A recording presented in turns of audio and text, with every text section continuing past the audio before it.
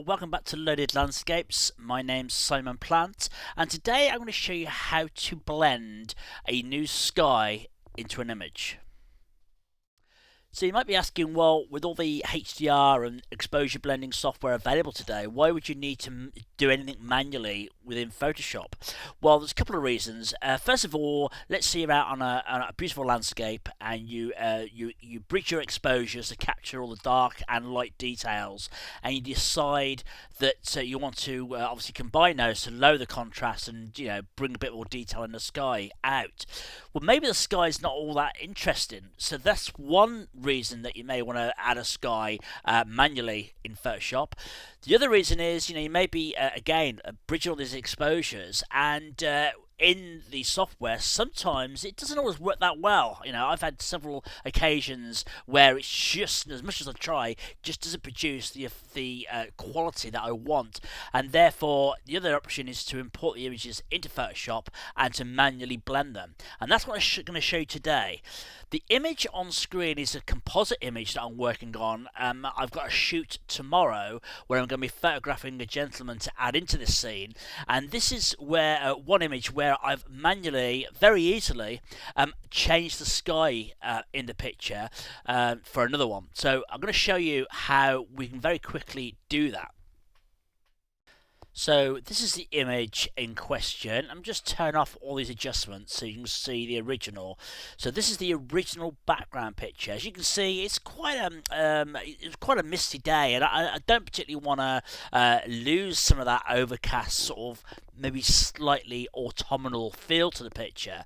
But I did think, well, the sky is a bit too far gone, and so which is why I decided to add in this one here. So I'm going to turn off a few of these layers if I can get my computer to work. So this is the sky. Just turn these off a minute. So this is the new sky I've brought in, and I've picked it out because it's got quite a lot of white. Obviously, the original here is fairly blown out and white, and I still want to keep it very high key. There's no point trying to put a dark brooding sky in. It's not going to be what I'm looking for, and it just, with the lighting, it's important that the sky's fairly overcast, which this one is, but it's got some nice texture to it. So I don't particularly want it too dark. I want to keep it fairly high key and then fit in with the rest of the image. So the way we're going to do this, rather than trying to mask all these small details out at the top of the maize field here, I'm going to attempt to use the white that's in the background sky and the new image, try and blend those naturally as possible without having to do a lot of masking.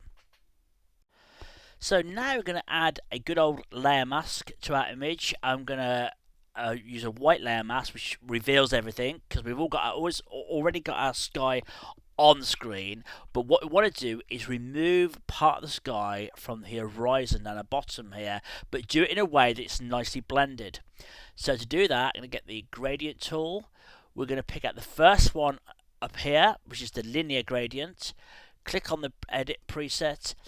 I'm going to click on the second preset, or at least it is on my system, which should say foreground to transparent. And what this means is we can make a gradient. We want to hide some of this, so we want to paint with black, and white reveals, black conceals. So by adding a gradient to the bottom of this mask is going to hide the sky. We want to do it in a nice, make the transition really nice. So hold down the shift key, going to start down here and just drag up. Okay, it's a bit of trial and error.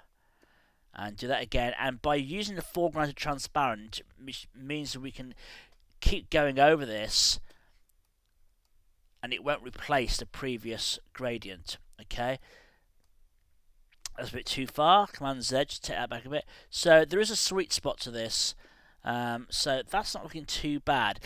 Once we've gone so far, we need to go in. We've done not a bad job on that, but we need to just go in because we've got this kind of bit of a foggy look to the picture here. So we may need to come in with a brush now just to get rid of some of the rest of that. We certainly want to go too far with it because we will have a real bright horizon. It will be very obvious that something's up, and anybody who knows their stuff will be able to tell that we've overlaid something. So next job is, again, on the layer mask, is to get a brush tool, blacken the foreground. We want to put our flow down to, I don't know, around 5-6%, something like that, and we now will gradually just make our brush smaller, gradually just work in some of these bits on the horizon. Remember, we're working on the mask here. If we go too far, we're going to get a white line, so it's slowly just building the effect up. Okay, and I'm not going to bore you with all of this. I'll show you the one I've done, and when it gets to things like this post, this telegraph pole, we can just make our brush a bit smaller, and again just slowly go over these areas bit by bit and build the opacity up. If you go wrong, just click on the X key to bring the white to the foreground, and you can paint that back in to where it was,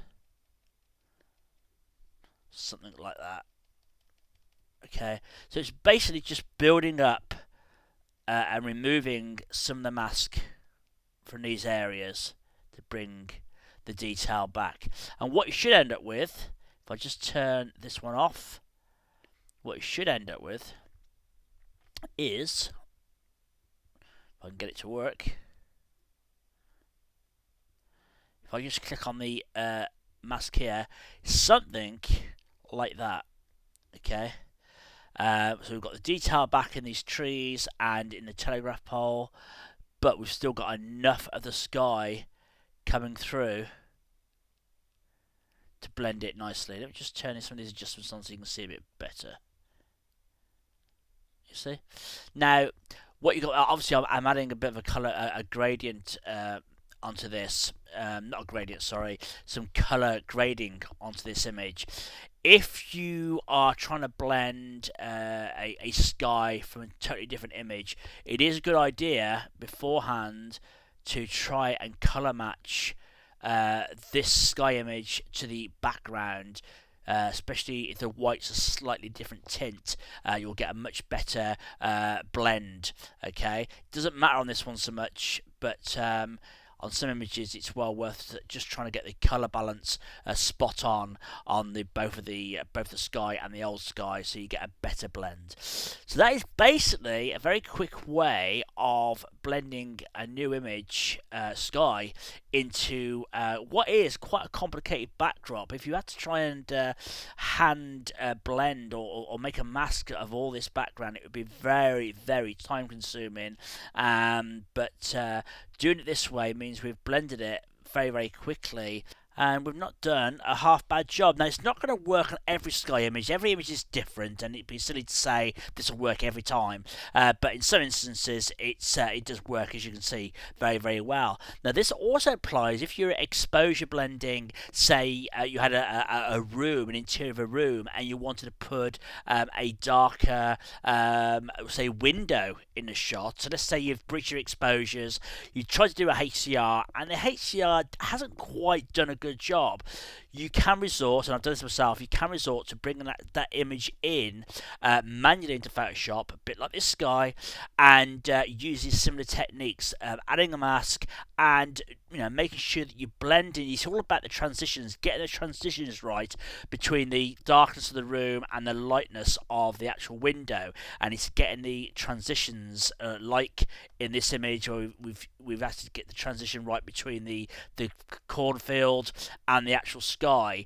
It's got to be spot on, the transition between the two, otherwise it just looks very false. So same principle with doing manual exposure blending with other images. So I hope you've enjoyed this video. I hope you've given you some quick ideas of how you can manually do some blending, and I hope to catch you on the next one. Cheers for watching.